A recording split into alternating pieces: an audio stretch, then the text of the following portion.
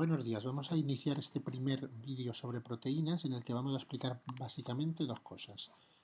Qué es una proteína y cómo se clasifican los aminoácidos que son sus piezas, ¿vale?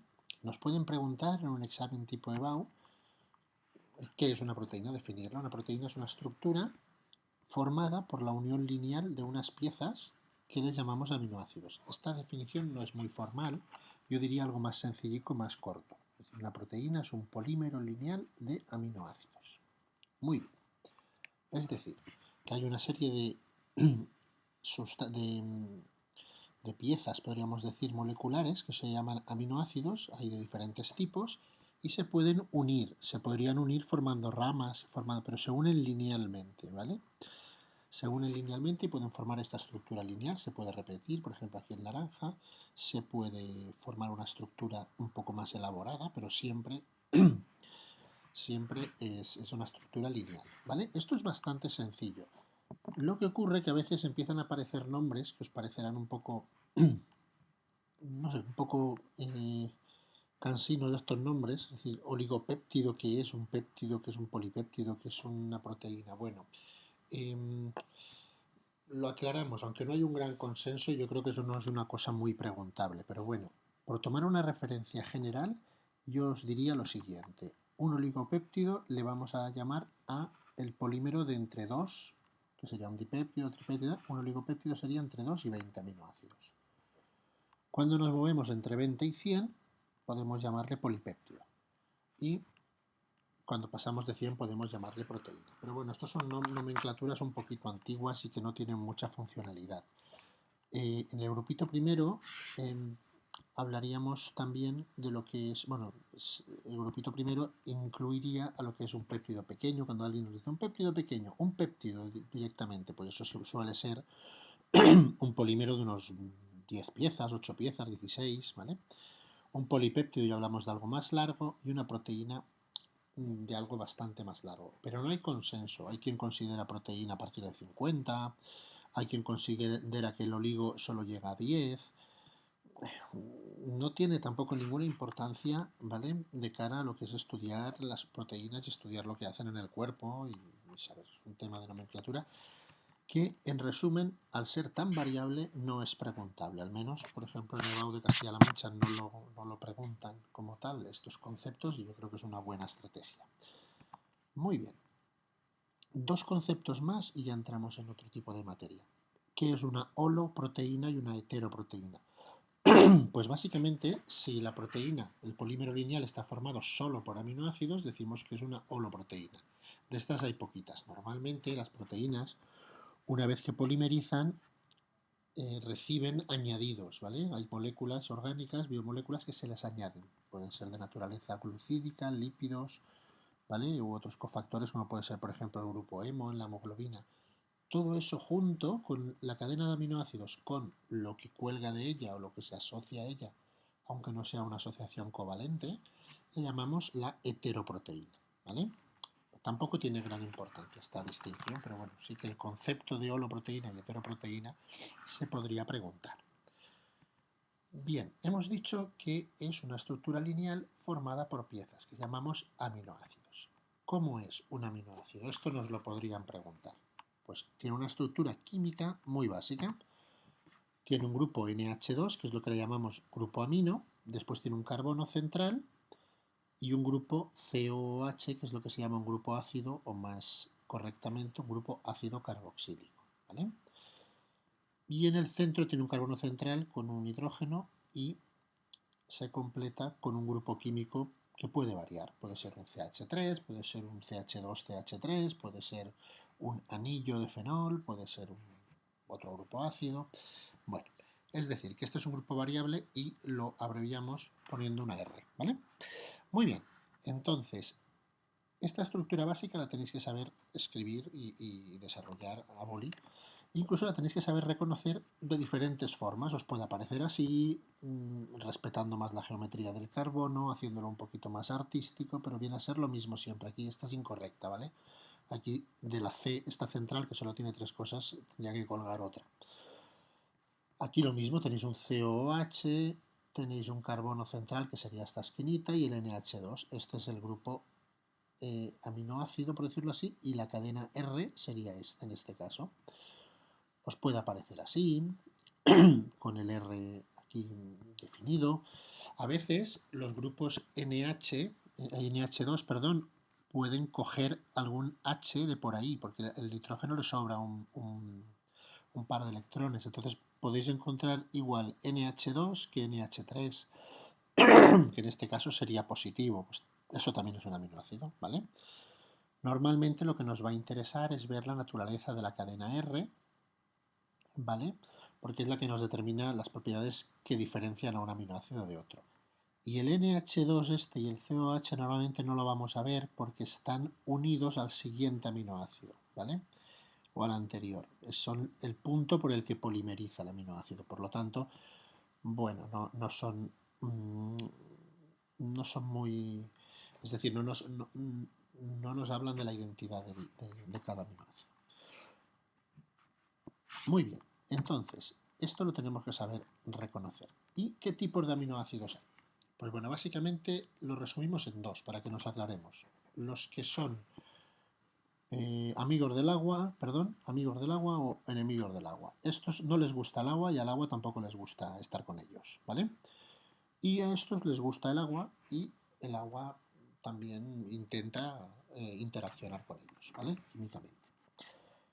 Bien, ¿a qué nos referimos con esto? Bueno, a estos les llamaríamos apolares y a estos les llamaríamos polares. ¿A qué nos referimos con esto de le gusta o no le gusta el agua? Bien, sabéis que el agua tiene una estructura química de un oxígeno, dos hidrógenos y que es una estructura dipolar y una estructura como muy bien distribuida para aceptar puentes de hidrógeno por este lado, que es un lado más negativo, o ceder y participar como donador en puentes de hidrógeno por este lado, ¿vale? Este es un lado que es más positivo, este también, ¿vale?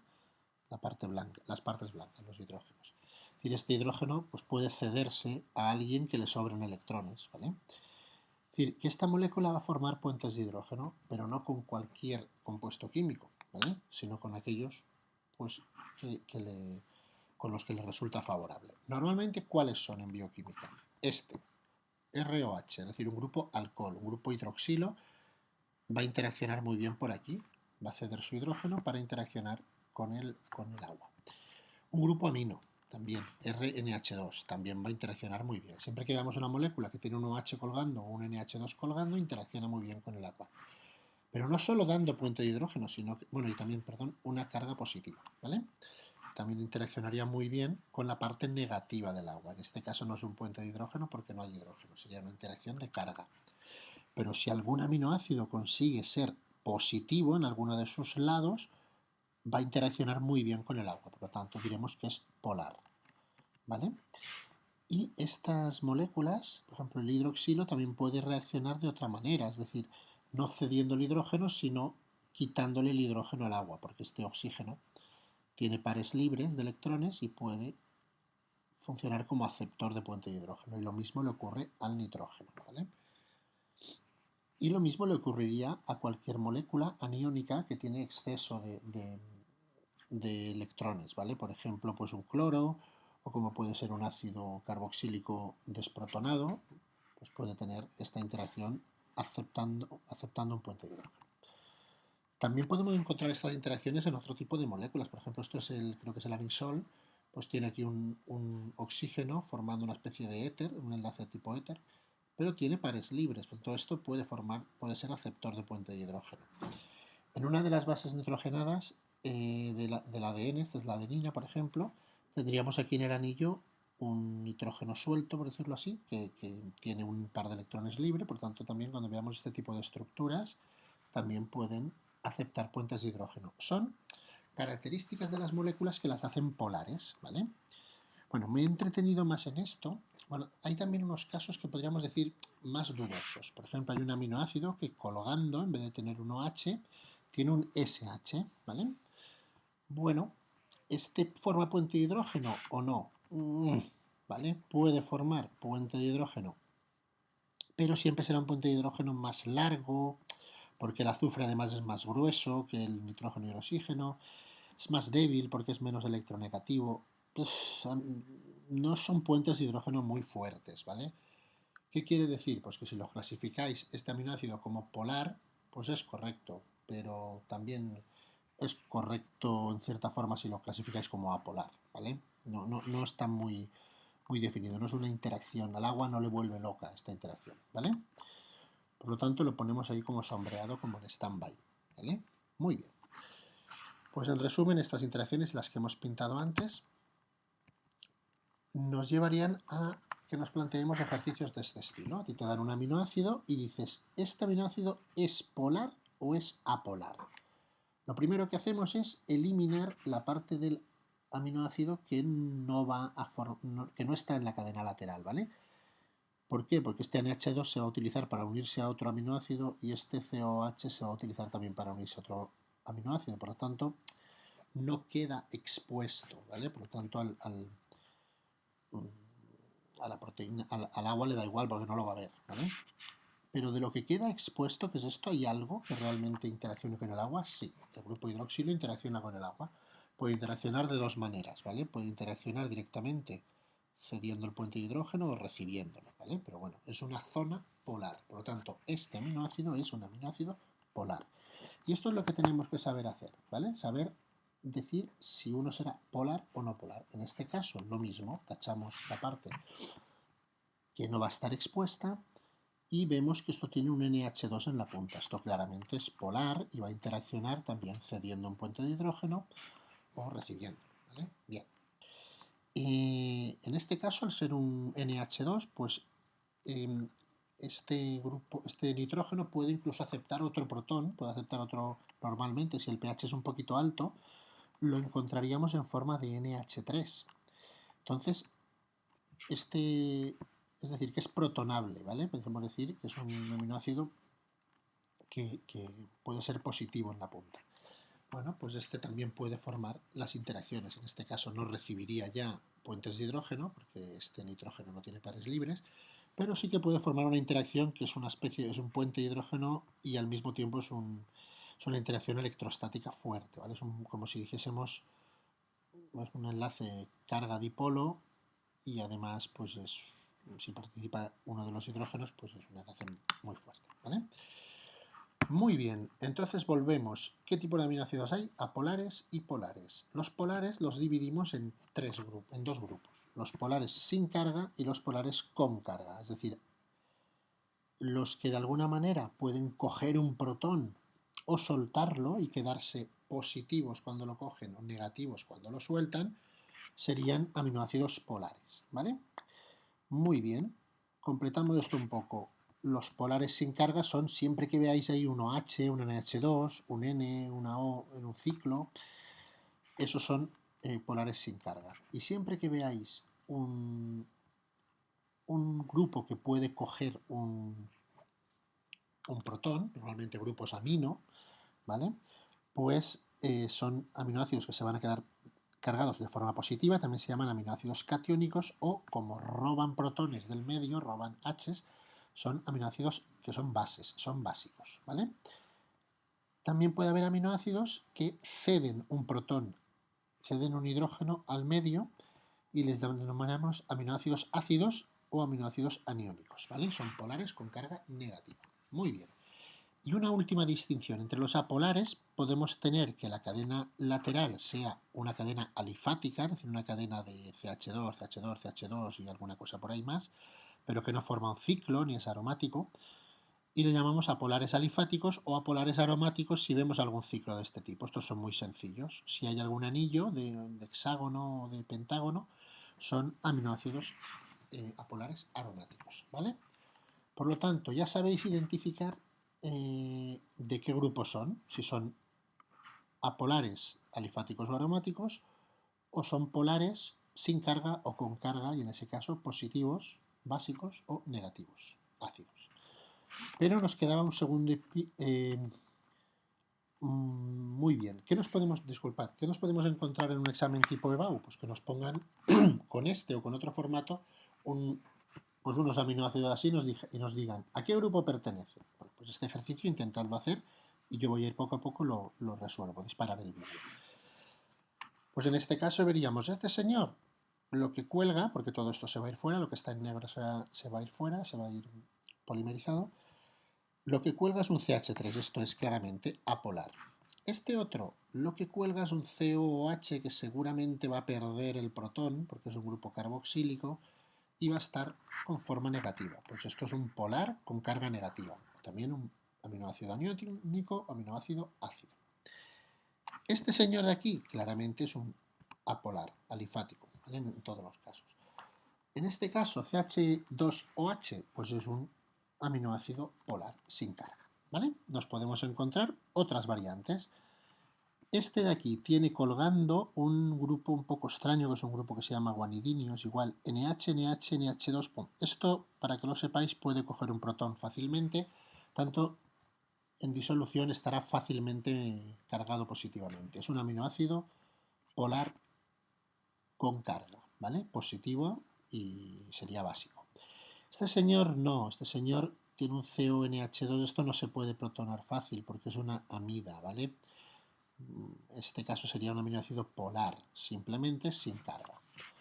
Aquí volvemos, si hay un NH2 en la punta, como aquí, ¿vale? Como el grupo guanidinio o un NH2 terminal, tendríamos un aminoácido polar con carga, básico positivo. Y en este caso dices, alifático, no, tiene un OH, por lo tanto esto le gusta al agua, ¿vale? Es polar sin carga, ¿vale? Muy bien. Hay casos en los que no está tan claro, por ejemplo este de aquí, pues bueno, es apolar, claramente. La S esta puede formar como aceptor de puente de hidrógeno muy tenue, ¿vale? Y este de aquí lo mismo, esto es un aminoácido que mayoritariamente es apolar aromático, ¿vale? ¿Esto puede formar un puente de hidrógeno? Bueno, sí, lo formará si encuentra un agua cerca, pero no va a estabilizar una molécula tan grande, una interacción tan pequeñita. Por lo tanto, esto sería un apolar aromático.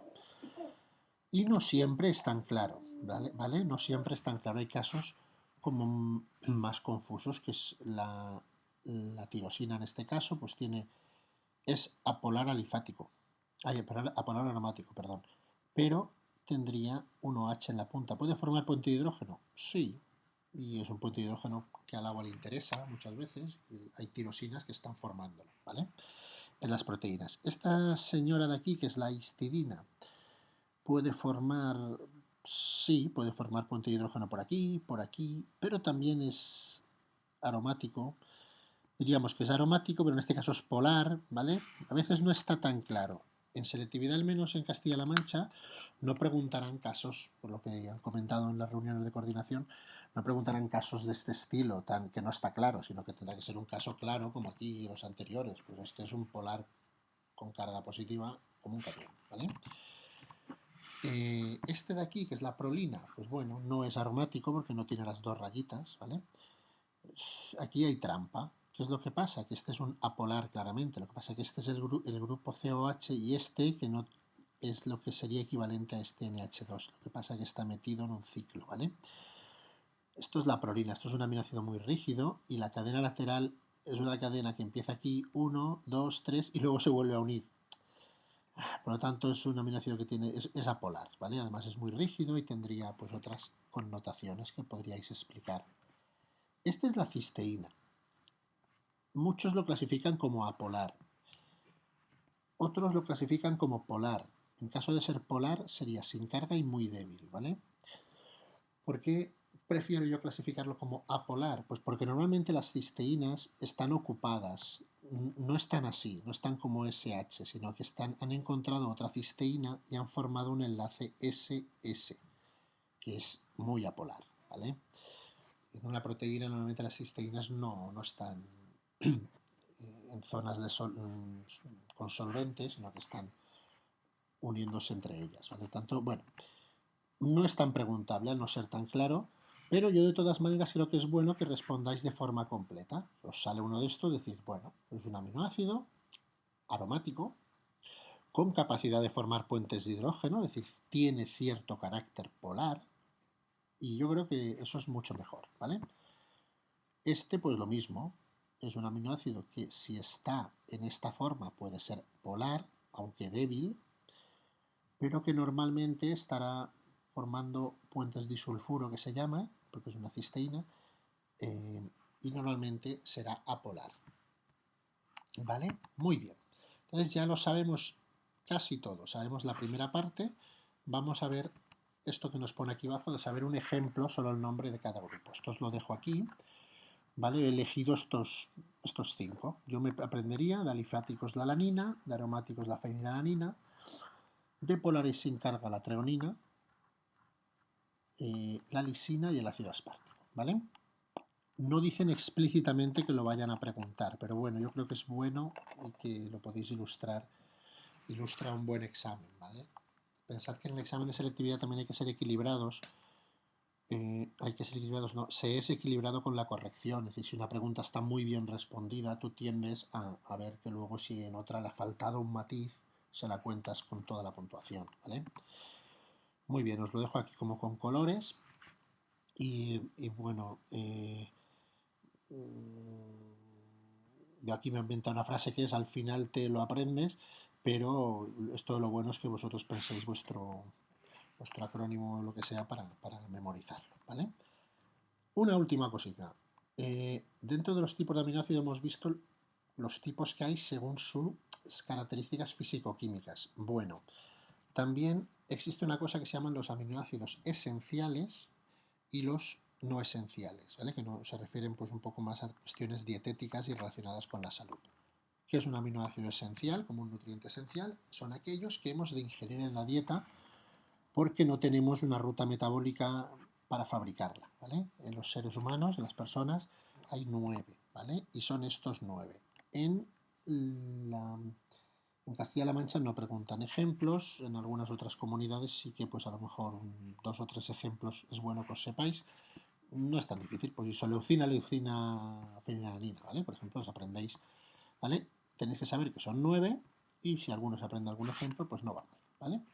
Muy bien, y con esto acabamos y estoy dispuesto para las dudas que tengáis, ¿vale?